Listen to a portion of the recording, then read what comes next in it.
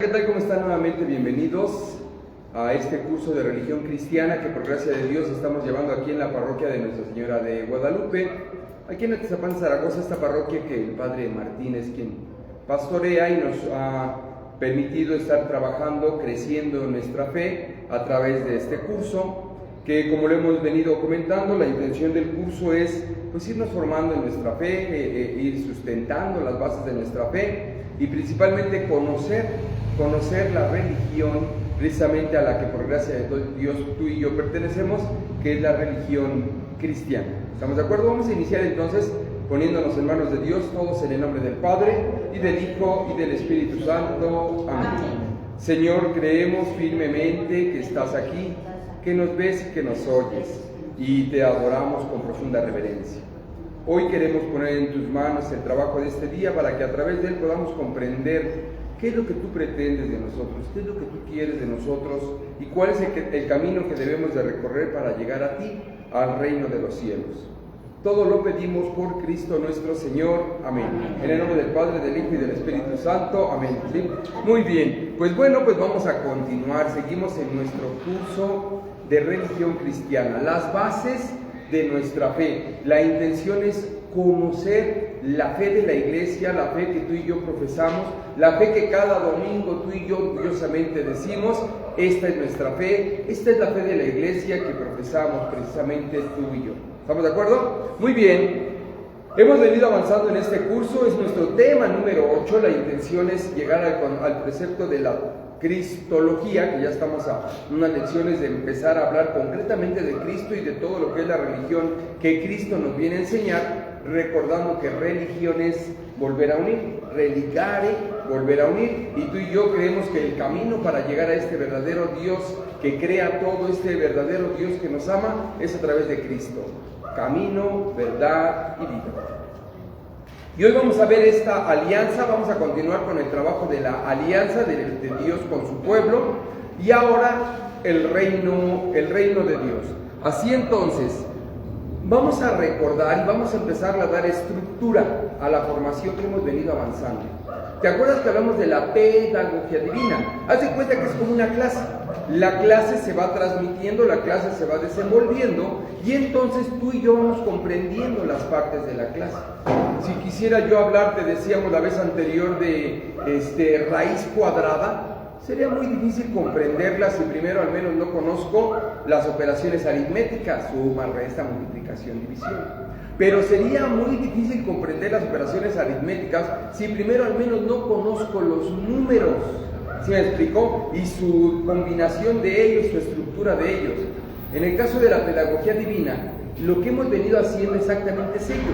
Hemos venido avanzando poco a poco, de manera paulatina, para ir comprendiendo todo lo que ha sido la historia de la salvación y la manera en que Dios lo ha enseñado. Por eso, y por cierto me preguntaban algunas personas que de repente también se van conectando a través de la red social: bueno, pero ¿por qué no? Si ya entendí que salimos de Dios y a Dios regresamos, ¿para qué tanto? Bueno, porque es un curso de religión cristiana donde hemos venido tú y yo desmenuzando cada etapa de la historia de la salvación, de la historia de la creación, de la historia del mundo. ¿Sí vamos bien hasta acá? Por eso es que entonces vamos a hablar de las etapas de la historia de la salvación. Para este momento ya hemos contemplado dos etapas que tú vas a tener como claro. Cuando hablemos de tiempos concretos en la historia de la salvación, ahorita tenemos dos generales. Una, Abraham, el padre de la fe, porque con él arranca una alianza. Para nosotros va a ser como una primera columna, como una etapa, como un momento concreto que tú y yo podríamos, claro, ya después más adelante, cuando estudiemos, por ejemplo, patrística o algo así, ya podríamos meternos de lleno a la figura de Abraham y todo lo que teológicamente lo encierra. Tú y yo en este curso de religión cristiana universal vamos a comprender que cuando hablamos de Abraham estamos hablando de una etapa en este proceso de la historia de la salvación. La segunda etapa, Moisés, ¿se acuerdan? El desierto, la liberación del pueblo, que llega a la liberación al desierto. Para nosotros esta es una segunda etapa que también nos va a ayudar a ir comprendiendo el proceso de la historia de la salvación, y recordando que con Abraham arranca esta alianza. Con este hombre concreto, Dios hace una alianza. Si tú crees en mí, si tú crees que yo soy el verdadero y único Dios por el que se vive, entonces sígueme. Y hace una promesa con él. Una promesa que pasa de un hombre a todo un pueblo, con el pueblo de Israel, cuando ya es liberado de Egipto. Y llega al Sinaí y Dios hace un convenio, un pacto, una alianza con todo el pueblo ya. ¿Estamos de acuerdo? Y veíamos algunos signos. Bueno, entonces, recapitulando del tema 1 al tema 7, al de la semana anterior, hemos visto ya el Génesis, desde el capítulo 1 al capítulo 11, claro, en sus generales, en sus universales. Hablamos del Dios origen, ¿te acuerdas? Que todo tiene que tener un principio. Ya tú y yo no nos atoramos en conceptos de que si fue a través de un proceso evolutivo o si fue a través de millones de años, sino que tú y yo ya tenemos claro precisamente que es Dios el origen de todo lo que existe. ¿Estamos de acuerdo? Incluyendo del hombre. También hablamos de que Dios es infinitamente bondadoso, infinitamente misericordioso. Hablamos que la misericordia de Dios se manifiesta en el caso de la estructura del Génesis a través de cuando el hombre opta libremente por separarse de Dios.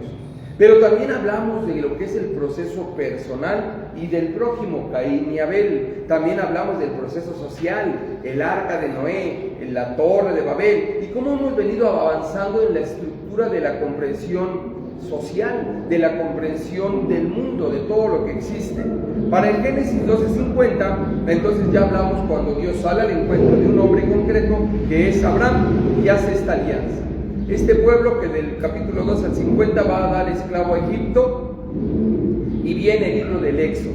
Y en el Éxodo nos encontramos precisamente con Moisés, aquel caudillo que Dios saca del pueblo para liberar al mismo pueblo, para rescatar al mismo pueblo a través de la Pascua, del Pesha, ¿se acuerdan? Del paso del Señor. Y viene la salida de Egipto, los prodigios, las plagas, se abre el Mar Rojo, una serie de cosas hasta que llegan al desierto y se da el culmen con el Decálogo, los 10 mandamientos. La ley de Dios escrita en el corazón del hombre ahora es puesta palpable para que se sirva como un camino por el cual el hombre tenga que ir guiándose.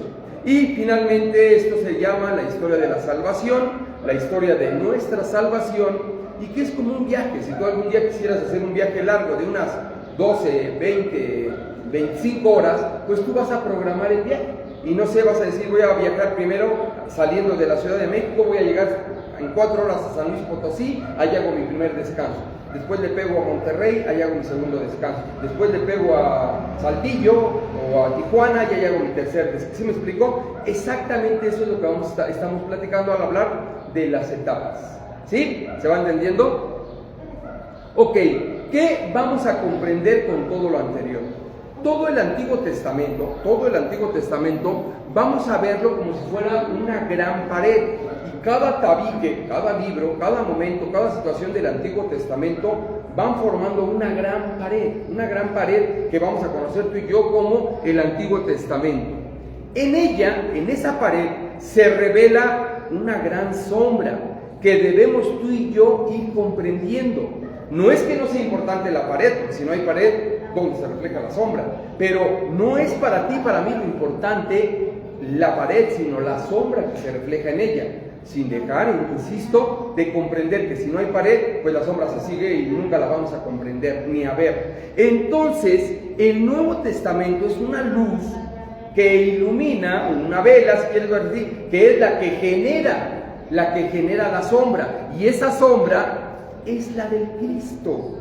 ¿Sí me explico? Y tampoco incluso es la sombra lo interesante, sino al Cristo que tú y yo tenemos. Pero para que entendamos entonces la historia de salvación, los escritos bíblicos, lo importante del Antiguo Testamento, muy importante, comprendiendo que es gracias a esa pared que se fue construyendo y a la luz que es el Nuevo Testamento, pues como en el caso de este ahorita, a la luz que es el Nuevo Testamento, lo que tú y yo estamos aprendiendo es al Dios que se revela. Es decir, esa sombra que se está plasmando y que tú y yo la comprendemos, que se plasma en una parte de un tabique, pero no es en sí el tabique lo que nos interesa, sino la sombra, lo que nos quiere explicar. Por eso tú y yo, en todo el trayecto del Antiguo Testamento, vamos a ir descubriendo las figuras cristocéntricas, aquello que nos va empezando a ayudar a comprender al Cristo. y por eso poníamos el ejemplo de Isaac, ¿se acuerdan? También pusimos el ejemplo del arca, también hablábamos del mar rojo que se abre, y todo con este significado, con este tipo, con esta línea hacia el Cristo. ¿Sí vamos bien? Sería como nuestro gran resumen. Ahora sí, de un hombre a un pueblo, Dios, promesa de salvación, nos dice allá en Génesis que no va a dejar solo al hombre, y promete que de la descendencia de esta generación creada, de esa descendencia va a enviar al Salvador, va a enviar a aquel que nos va a volver a unir. Esta alianza la hace con Abraham. Obviamente, al decir Abraham, hablamos de Abraham, de Isaac, de Jacob, de las 12 tribus, de los 12 hijos de Jacob, y estamos hablando de la descendencia de la que hablaba, de donde iba a nacer, de donde iba a provenir, donde iba a venir el Salvador, el Mesías. Y entonces este pueblo escogido es la prefigura de lo que va a ser la iglesia, entendiendo que la iglesia precisamente es el cuerpo de Cristo hoy en día en todo el mundo, o sea, la iglesia universal, la iglesia extendida a todos los hombres de todos los tiempos, de todos los lugares, la iglesia católica, la iglesia universal. ¿Sí se va comprendiendo lo que significa católico? Y ciertamente allá en Éxodo 19 del 1 al 8 dice: si escuchan mi voz, seréis para mí un reino de sacerdotes y una nación santa. El pueblo respondió: haremos todo cuanto ha dicho Yahvé. Y arranca esta alianza, pero con todo un pueblo, como lo veíamos la semana anterior. Así entonces el pueblo escogido, aquel del Sinaí, el pueblo que Dios eligió desde siempre, es la prefigura de la plenitud del pueblo de Dios, que hoy es la iglesia, el cuerpo de Cristo. ¿Sí vamos bien? Ok, Dios entonces confirma su alianza. Para que exista la alianza se requiere del consentimiento de ambas partes. Si entre tú y yo queremos poner un negocio, si entre tú y yo queremos poner una empresa, queremos hacer un convenio de una compraventa, queremos hacer un convenio de matrimonio, si tú quieres, tiene que haber forzosamente un común acuerdo de ambas partes. Bueno, pues precisamente con el pueblo de Dios, dijimos la semana pasada, esto se da a través del altar. El altar para el pueblo se convierte en el lugar sagrado en donde Dios se manifiesta, donde Dios se revela y donde nosotros pactamos o entendemos lo que Él quiere de nosotros. ¿Sí vamos bien hasta acá? Sí. Moisés refiere la palabra de Dios y el pueblo confirma. Levanta un altar y pone en ese altar 12 estelas o 12 piedras grandes que representan las 12 tribus de Israel.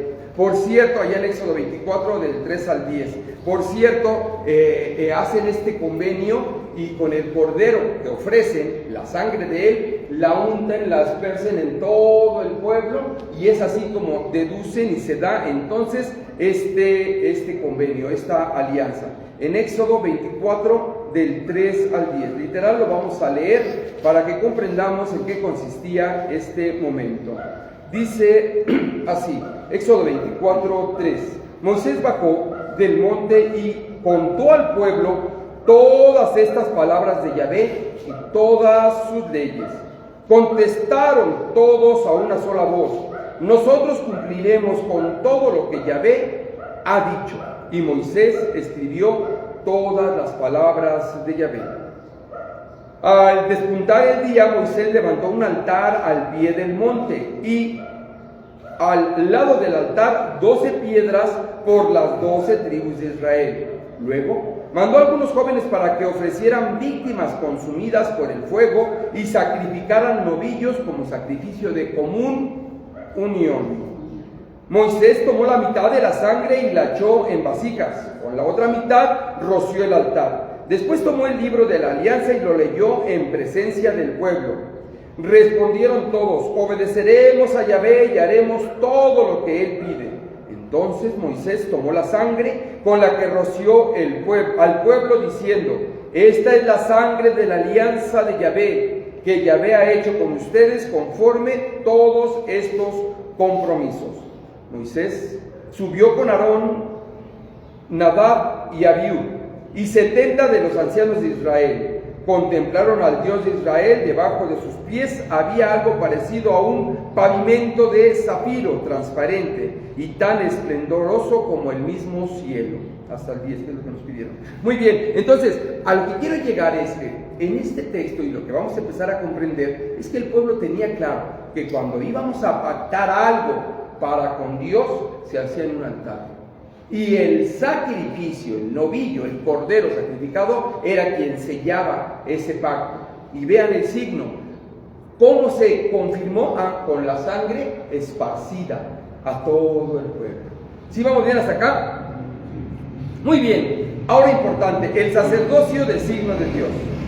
Dios entonces elige a personas de la misma tribu de Israel y las convierte o los hace sacerdotes. ¿Qué es el sacerdote? El que sirve en este caso, o el que está, el ministro que está al servicio de Dios. Y dice en Éxodo 28:1: pide a tu hermano Aarón que se acerque a ti con sus hijos Nadab y Abiú, el de hace ratito, Eleazar e Itamar. Sepáralos de los otros hijos de Israel para que sean mis sacerdotes. Esta visión también del pueblo de Israel es lo que les digo, la prefigura, el pueblo de Israel, la prefigura de la iglesia. ¿Por qué? Porque son hombres del mismo pueblo quienes van a ofrecer ante el pueblo lo que Dios les pide. ¿Estamos de acuerdo? Es decir, son estos intermediarios entre Dios y el hombre, de sacerdotes puestos por el mismo Dios a través de, en este caso, y acuérdense que vamos en un avance, estamos hablando de la tribu de Aarón, de los hijos de Aarón. ¿Sí vamos bien hasta acá? Y entonces es el pueblo elegido en donde se va a perpetuar precisamente la alianza. Bueno, pues de la misma forma en el Nuevo Testamento. Jesucristo, así lo dice el Nuevo Testamento, es el sumo y eterno sacerdote. Esto también lo vamos a encontrar en Hebreos 9 del 11 al 14. Claro, obviamente nos interesa que vayamos nosotros haciendo esta visión eclesial, porque al final lo que queremos es comprender la religión cristiana. En Hebreos 9 del 11 al 14 dice así: Cristo vino como sumo sacerdote que nos consigue los nuevos dones de Dios. ¿Sí se va comprendiendo? Y ya, claro, aquí Pablo lo está escribiendo ya desde la perspectiva del Nuevo Testamento. Ya Cristo murió, resucitó, ya la iglesia está creciendo, la iglesia está avanzando. Y en la doctrina paulina, o al menos en el escritor, el hagiógrafo de Hebreos, dice: Cristo vino como el sumo sacerdote que nos consigue los nuevos dones de Dios. Y entró en un santuario más noble y más perfecto, no hecho por hombres, es decir, que no es algo creado. Y dice: y no fue la sangre de chivos o de novillos la que les abrió el santuario, sino su propia sangre, cuando consiguió de una sola vez la liberación definitiva. La sangre de chivos y de toros y la ceniza de ternera con la que se rocía a los que tenían alguna culpa, le dan tal vez una santidad y pureza externa, pero con toda seguridad la sangre de Cristo, que se ofreció a Dios por el Espíritu Eterno como víctima sin mancha, purificará nuestra conciencia de las obras de muerte para que sirvamos al Dios vivo. ¿Sí se va comprendiendo entonces? Sí, mientras que en el pacto del Antiguo Testamento la sangre tenía esta visión de alianza, visión de perpetuidad, y así lo es, y que nos ayudaba a purificarnos de nuestros pecados, con Cristo se plenifica, Cristo sumo y eterno sacerdote. Y con Él no solamente estamos hablando de que se me limpia se me limpia el pecado externo, sino que me alcanza para la vida eterna, para el reino de Dios, que es hacia donde vamos en este punto. Muy bien, y es aquí donde arranca la tercera etapa. Con esta mega introducción entonces vamos a comprender la tercera etapa. ¿Cuál etapa? La etapa de la monarquía. ¿Por qué? Porque el pueblo de Dios, liberado, obviamente al ser ya liberado, se convierte en un pueblo independiente que primeramente es regido por los jueces. Por eso vas a encontrar después del Éxodo, si seguimos leyendo la historia del pueblo de Israel, cómo se dividen por jueces que van agrupados por las 12 tribus, y estos van avanzando también en el proceso de la historia de la salvación, hasta que llega el momento de la monarquía, el rey David, que para ti y para mí sería la tercera etapa. ¿Cuál dijimos que era la primera? ¿Quién se acuerda de la primera? Abraham. Para nosotros la primera etapa va a ser Abraham y la alianza de Dios con el hombre. La segunda etapa, Moisés, y todo lo que implica el concepto de Moisés, de la alianza de Dios con el pueblo. Y ahora hablamos de la monarquía, la tercera etapa, el rey David, la instauración del reino de Israel, unificación de las 12 tribus. ¿Y cómo se da y qué sucede y cómo lo vamos a ir apuntando hacia el Cristo? Dios va formando a su pueblo. Ya hablábamos estos 40 años que estuvieron en el desierto con la intención de purificar a la generación.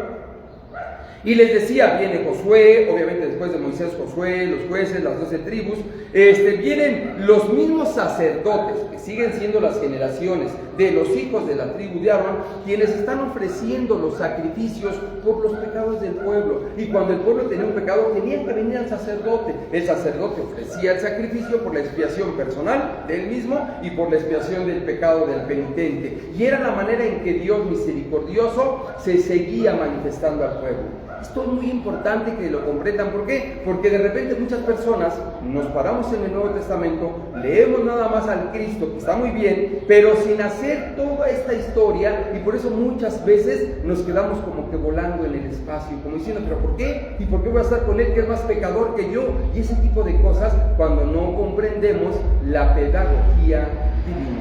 ¿Sí vamos bien? Ok, los sacerdotes vienen guiando en lo religioso y lo civil. El gobierno para este momento es teocrático. Deos, Dios. Kratos, el poder. De ahí que nosotros tenemos un gobierno democrático. Demos, pueblo. Kratos, el gobierno. El poder lo tiene el pueblo. Se supone que es lo que nos invita a la democracia. Bueno, para este momento, el pueblo de Dios tiene un gobierno teocrático, porque todo se hacía si Dios lo mandaba a través de sus sacerdotes, a través de las personas que Él mandaba a hablar por parte de Él. Así que vamos a empezar a comentar ¿y qué es el reino de Dios? Bueno, para ello habría precisamente entender lo siguiente. Hay un mensaje central en la predicación de Jesús. Cuando Jesús viene, precisamente lo que Él viene a comentarnos es el reino de Dios. El reino de Dios es semejante a una gran red.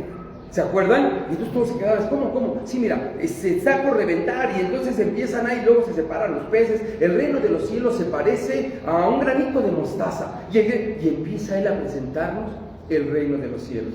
Obviamente en este proceso tú y yo, de un curso de religión cristiana, vamos a seguir avanzando en la historia de la salvación, ahora en hechos históricos, pero seguimos encontrando en esos hechos al Dios que se revela. Obviamente nosotros, como lo veíamos en la sombra, apuntando hacia Cristo. Esa sombra que se refleja en el Antiguo Testamento y que es el Nuevo Testamento que nos la permite ver, es Cristo. ¿Sí vamos bien? Ok. Si yo quisiera ir al Reino Unido, se me ocurrió, quiero poner ese ejemplo. Si yo quisiera ir al Reino Unido, no sé si lo conozcan, es esta parte del norte de Irlanda, Escocia, Inglaterra, Gales. Si yo quisiera ir al Reino Unido, ¿qué tendría que hacer? Primero, al menos indagar en dónde está. Dos, ¿qué más? Viajar. ¿Cómo? Viajar. ¿Pero dónde? ¿Para dónde? ¿O cómo? Si me explico, uno, vamos a imaginar si viajar para allá. Ya sé dónde está. Luego, ok, viajar para allá, ¿y cómo? Sacar Juntar, ahorrar, prepararme, organizarme, tener la disposición, pararme, ir hacia allá.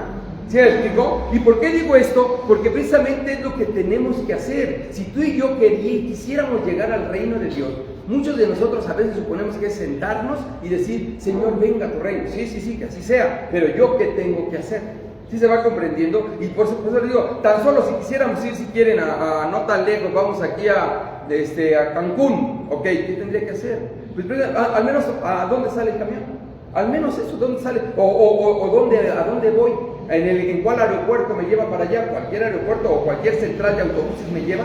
Si me voy a la central del norte, ¿me llevará a Cancún? ¿Sí se va entendiendo? Entonces, aunque suena no tan importante, entre comillas, sí lo es. Y cuando hablamos del reino de los cielos es lo mismo. ¿Para dónde voy? O sea, entonces cualquier estación me lleva, cualquier lugar me lleva al reino de los cielos. ¿Cómo es el reino? ¿Qué tengo que hacer? ¿Cómo me preparo? Económicamente, ¿cuánto me sale llegar a Cancún o al Reino Unido? Con unos 3,000 pesos largo, a lo mejor para Cancún, el puro boleto de ida, a lo mejor, pero al Reino Unido, no, ni lo de la visa, o no sé qué necesito. ¿Qué más necesito en cuanto a papeles para ir? Bueno, para el reino de los cielos es lo mismo. ¿Yo qué tengo que hacer? Y a veces muchos creemos que basta con que yo diga, sí, Señor. Está bien. Pero ¿qué es lo que yo tendría que hacer? Este intro entonces va hacia allá. Si vamos bien, surge entonces la monarquía de Israel. ¿Cómo se da y cómo vamos a ir encontrando el mensaje cristocéntrico? El sumo sacerdote Samuel es a quien el pueblo de Dios le pide un rey. Queremos tener un rey como todos los pueblos vecinos. No olvidando precisamente que Dios les da los mandamientos como un valladar, como un caminito, para que no se salieran ante la idolatría de todos los pueblos de alrededor, ante los pueblos paganos, ante el pecado de alrededor. Dios les da los mandamientos. Y entonces el pueblo dice, sí, pero queremos tener un rey. Samuel, por cierto, le dice a Dios, oye, ¿cómo es posible? No te preocupes. En el texto de Samuel 8, de 4 al 9, mira, no están hablando contra ti, están contra mí, pero de ahí mismo precisamente vamos a continuar con el proceso de la historia de la salvación. Por así decirlo, así como lo va planteando la historia. Sabemos que el primer rey del pueblo de Israel es Saúl. Saúl es elegido, Samuel es quien unge a Saúl, lo acompaña Dios en las batallas. Sin embargo, Saúl desobedece a Dios, se deja llevar por la idolatría y por el paganismo y tiene una muerte muy trágica por caer en la idolatría. Por cierto, hace 15 días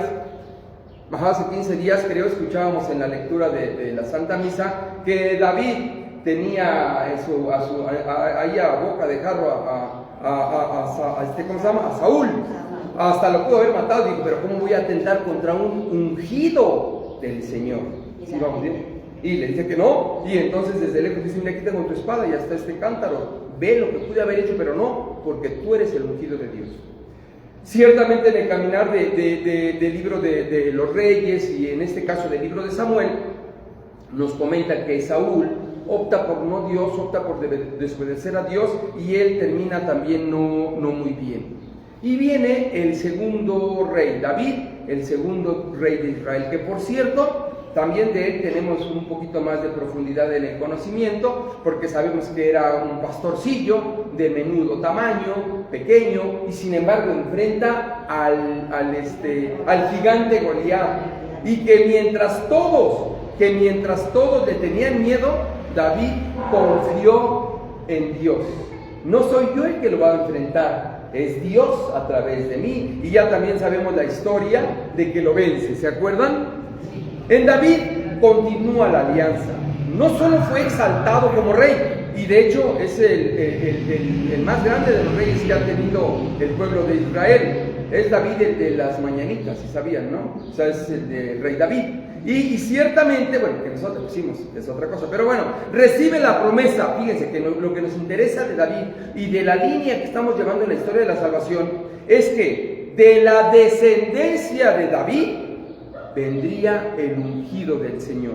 ¿Sí me explico? Aquí lo que a ti y a mí nos interesa es que en la alianza, en el proceso, fíjate cómo a pesar de que Dios saca del mismo pueblo sacerdotes para servir al pueblo, es de la descendencia de David en donde se da la profecía, y estamos hablando más de 1000 años antes de Cristo, que iban a ser el Salvador de David. Y por eso entonces David para el pueblo de Israel es alguien muy especial, porque saben que del linaje de David iba a venir el Cristo, el ungido. Del linaje de David nacería el Cristo, vendría de su linaje. Ello es lo que hace grande a David. Y acuérdense que Jesús le decían hijo de David. ¿Te acuerdas? Vas a recordar que en Lucas 1, del 30 al 33, cuando el ángel se le revela a María Santísima, el ángel del Señor, en Lucas 1, del 30 al 33, le dice lo siguiente. Fíjate, pero el ángel le dijo, no temas, María, porque has encontrado el favor de Dios, estoy en la traducción de latinoamericana, acuérdense, en el favor de Dios, concebirás en tu seno y darás a luz un hijo, al que pondrás por nombre Jesús. Será grande y justamente será llamado Hijo del Altísimo. El Señor, Dios, le dará el trono de su antepasado David. Gobernará por siempre al pueblo de Jacob y su reinado no terminará jamás. Fíjate, y su reinado, o sea que este que ha de nacer va a ser rey. Y no solamente va a ser rey, es el rey de la descendencia de David. ¿Sí se acuerdan? Allá en Mateo 1:1 en adelante se platican las generaciones y dicen de donde nació tal, y Jesús, que era de la descendencia de David.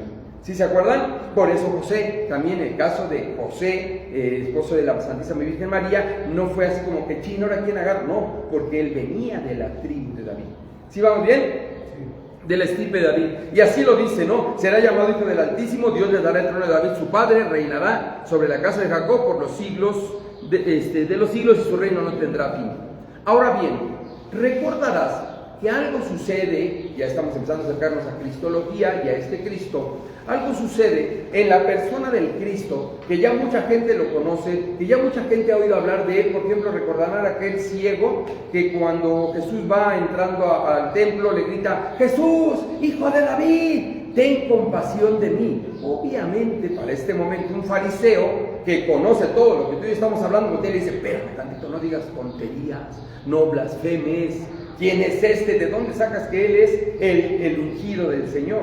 Estamos empezando, ya te fijaste, como que al Dios que se revela a decir, y efectivamente, que por cierto ya nos avecinamos ahora para terminando esta cuaresma y arrancaremos la Semana Mayor, lo que le llaman la Semana Santa. Vamos a arrancar con un momento muy importante. ¿Por qué? Porque es cuando Jesús entra al templo de Jerusalén montado en un burrito, ¿te acuerdas? Y la gente agarraba las palmas y las ramas de donde fuera posible y ponía sus mantos para hacer como un tapete. ¿No se han visto que hoy en día los pueblos acostumbran a hacer como tapetes de harina para acá? Algo así, y le gritaban: Jesús, Hijo de David, Hosana al Hijo de David, bendito el que viene en el nombre del Señor. Y entonces, efectivamente, este momento de la tercera etapa, a ti y a mí, nos está invitando a comprender la monarquía, el reinado. No fue algo casual. El mismo Dios en la pedagogía divina nos está empezando en el Antiguo Testamento, poniendo los tabiques de la pared, nos está mostrando lo que es el reino de Dios. La alianza versus el reino de Dios, que es nuestro tema. ¿Sí vamos bien? Jesucristo es el Rey eterno. En Mateo 22, del 42 al 46, también pasa algo muy importante. En Mateo 22, del 42 al 46, pasa algo muy importante. ¿Por qué digo esto? Fíjense, dice Mateo 22. Y aquí está, ¿sí? Del 42 al 46. 42. Jesús les preguntó, aprovechando que los fariseos estaban allí reunidos, vamos con los fariseos, ubiquemos. Jesús les preguntó: ¿qué piensan ustedes del Mesías? ¿De quién tiene que ser hijo? Contestaron: del rey David, de David. Jesús entonces añadió: ¿cómo es que David llama al Mesías su Señor? En un texto inspirado, en un salmo dice: el Señor ha dicho a mi Señor: siéntate a mi derecha hasta que ponga a tus enemigos bajo tus pies. Si David le llama su Señor, ¿cómo puede ser hijo suyo? Y nadie supo qué contestarle. Desde ese día nadie se atrevió a hacerle más preguntas. Y dicen los teólogos que hay una gran revelación, porque le está explicando: a ver, no te quedes con el concepto cronológico del tiempo, pero está escrito en un salmo que el mismo David llamó al Mesías su Señor. Y si dicen que el Mesías tiene que venir de la estirpe de David, o sea, tendría que ser de la descendencia de David, ¿cómo es posible que David le llame Señor a este descendiente? Y entonces así, aquí dicen: los teólogos que precisamente están hablando de este Cristo, que Él es anterior a David y es desde todo el tiempo. Jesús es rey para siempre. Aquí hay una gran revelación. ¿Por qué? Porque Jesús es más incluso que el rey David. ¿Sí vamos bien? Obviamente sigue siendo esto todavía universal. Ya cuando entremos de lleno al proceso cristológico, vamos a entender muchas cosas. Por tanto, rey, Dios y hombre verdadero. Jesús es el descendiente de David, pero es superior a David. ¿Sí me explicó? Y por eso les digo, los fariseos ya no sabían qué decirle. Él es verdadero Dios y verdadero hombre, que son las clases que se avecinan. Pero ¿de dónde sacamos que Él es verdadero Dios? ¿Cómo sabemos que Él es verdadero hombre? No fue creado por Dios. O sea, no Dios creó todas las cosas, y tú también creó Jesucristo, porque Él vino posterior. ¿Sí se van entendiendo? No. Y sin embargo, tú y yo, en la fe que profesamos, sabemos que Él no fue creado, fue engendrado. Creo en un solo Señor Jesucristo, Hijo único de Dios, nacido del Padre antes de todos los siglos. Él es Dios de Dios, Él es luz de Dios, luz de luz, es Dios verdadero de Dios verdadero, engendrado, no creado. De hecho, Él y por Él fueron hechas todas las cosas. Obviamente todavía estamos acercándonos a este proceso cristológico. Así entonces, Él fue concebido por obra del Espíritu Santo en el seno de María, lo que tú y yo conocemos como este misterio de la encarnación. Asume nuestra naturaleza humana sin dejar la naturaleza divina. En cuanto hombre, hijo de David. En cuanto Dios, Señor del mismo David.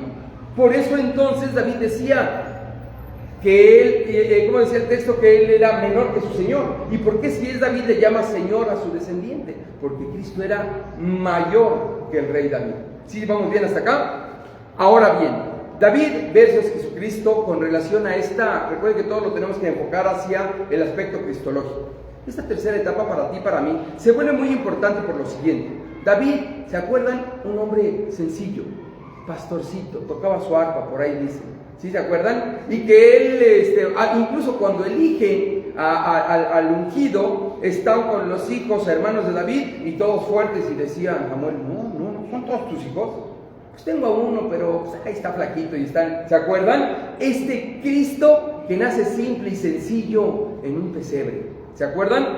Este pastorcillo que es exaltado por Dios, ¿por qué? Porque confió en Dios y venció a este Goliat, a este gran imposible de vencer. Y Cristo precisamente también es exaltado por Dios.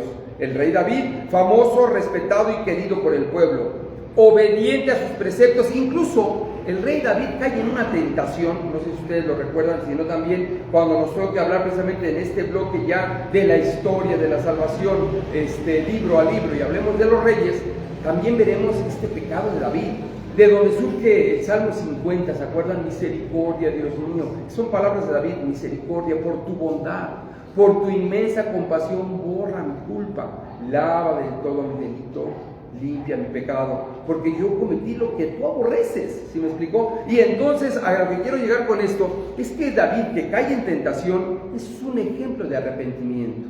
Él es quien realmente se vuelve nada frente a Dios y dice, perdóname, me arrepiento, yo reconozco mi culpa, contra ti solo pequé, cometí la maldad que aborreces. ¿Sí te acuerdas? También va a ser la manera de tarea para que lo vayamos leyendo. Y David es un amante de Dios, representa las posiciones del hombre frente a Dios. Ahora Jesucristo, sabemos que es este siervo obediente de Dios, que viene humilde y manso de corazón y que es el rey de Israel. Dice reino de Israel versus la iglesia. Dios entonces funda su alianza en un reino temporal, sí es verdad, en el pueblo de Israel, porque con ellos hace la alianza y con ellos en este momento funda este reino temporal, un reino donde van a tener a una persona, a un rey que los va a ir guiando y quien va a representar también para este momento el designio de Dios. Si el rey es bondadoso, misericordioso, justo, el pueblo tendrá esos beneficios.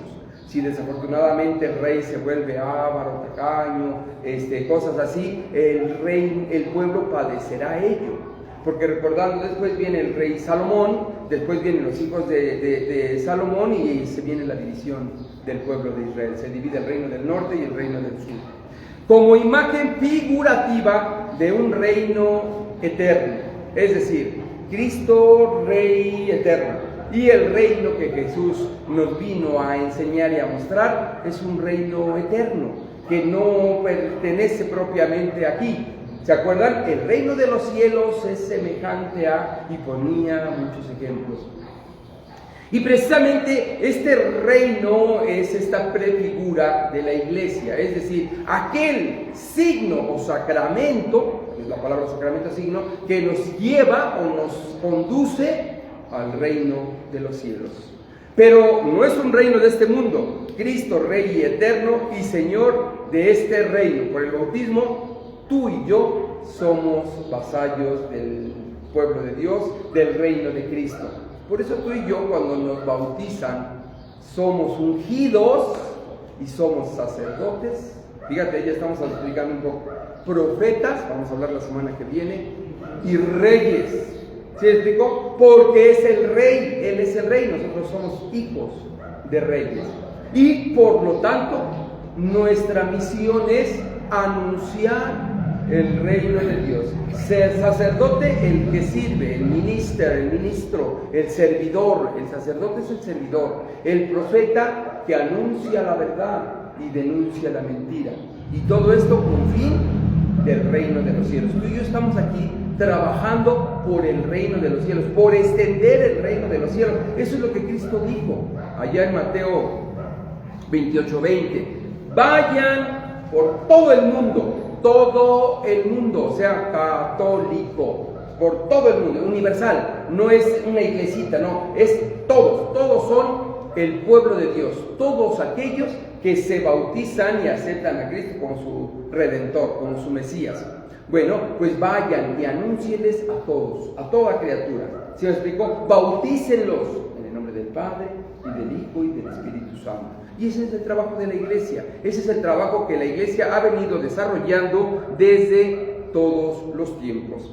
Así entonces, el reino de Dios hoy. Te voy a invitar a que nos empecemos a acercar a documentos de la iglesia. Concretamente ahorita va a haber dos que te voy a pedir que si te das a la tarea de buscarlos en internet, y si no, ahorita los pongo junto con el video, los pongo ahí en el WhatsApp que tenemos. Uno de ellos es la Lumen Gentium, o la luz de las naciones, la luz de las gentes. En un primer momento. El otro va a ser el Apostolical Actuositatem, que sería el apostolado de los laicos, lo que tú y yo tendríamos que hacer. Pero ahorita en un primer momento, Lumen Gentium, luz de las gentes o luz de las naciones. Y es no otra cosa, sino la iglesia que nos va catequizando, nos va enseñando y nos va guiando para que tú y yo seamos sacerdotes, profetas y reyes. Y es nuestro compromiso extender el reino de Dios. Ciertamente estamos hablando ahorita en esta analogía, en el proceso de la historia de la salvación, en un reinado que arrancó, en un reinado que se plasma en un momento histórico, pero donde Dios se revela y va a empezar a enseñar un montón de cosas a partir de ello. Este documento es del Concilio Vaticano II, que sabemos que es el último de los concilios que ha tenido la Iglesia, allá en 1965, del 62 al 65. Un concilio que arranca con el Papa Juan XXIII, lo culmina Paulo VI. ¿Se acuerdan? O sea, la Iglesia, los vicarios de Cristo, bueno, el sucesor de Pedro, en este caso, que sería Juan XXIII y después Paulo VI. Conclusión. Tú y yo, ¿qué vamos a hacer? Una de las citas que yo te propongo que te empieces a aprender, Mateo 6:33. Busca primero el reino de Dios y su justicia, y lo demás va por añadidura. ¿Sí? Acuérdense, Mateo 6:33. Por lo tanto, la iglesia como sacramento de salvación. ¿Qué es el sacramento? El signo. La iglesia es el signo de salvación. Es la vía dada por Dios para encontrarnos con Él en su reino.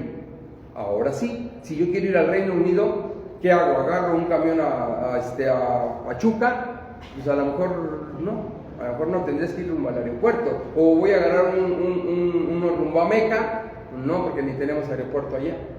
¿Sí me explicó? Tendríamos que, ¿hacia dónde tendríamos tú y yo? ¿Por cuál vía? ¿Por cuál camino? Exactamente es lo que estamos empezando a aprender en este proceso de curso de religión cristiana. A manera de trabajo en casa te voy a pedir lo siguiente. La primera pregunta que te vas a contestar tú misma es, o tú mismo es, ¿tú vives hoy aquí para llegar al reino de Dios? ¿Tú estás haciendo lo propio para llegar al reino de Dios? Claro, tenemos que empezar a escuchar las doctrinas de Cristo, las enseñanzas de Cristo, que por cierto, decía también no me acuerdo si fue este domingo, no, fue el sábado, la misa del sábado, que decía que tenemos que ser como niños, porque de ellos es el reino de los cielos. ¿Qué quisiera explicar en todo esto? ¿Se acuerdan qué nos quisieran explicar en todo esto Jesús cuando nos dice, sean como niños? Porque de ellos es el reino. Qué aferrado, ¿qué tiene que ver el reino de los cielos? Ese es el punto hacia donde vamos. Esa es la esencia, ese es el religare. Y la vía, la iglesia. ¿Me explico? El camino, ¿verdad? Vivir a Cristo. Y la segunda pregunta, ¿realmente Jesús es el rey de tu vida? ¿O confías en sus promesas? ¿Realmente para ti Cristo es el rey de tu vida y confías en sus promesas?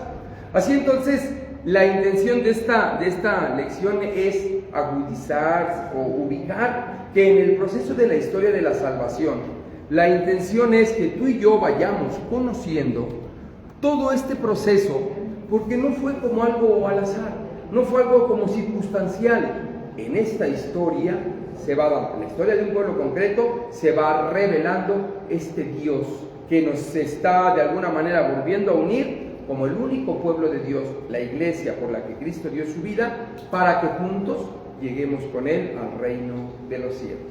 ¿Íbamos bien? No sé si hay algún comentario, alguna persona conectada. Saludos para Victoria Canseco. Victoria Canseco, saludos para ella.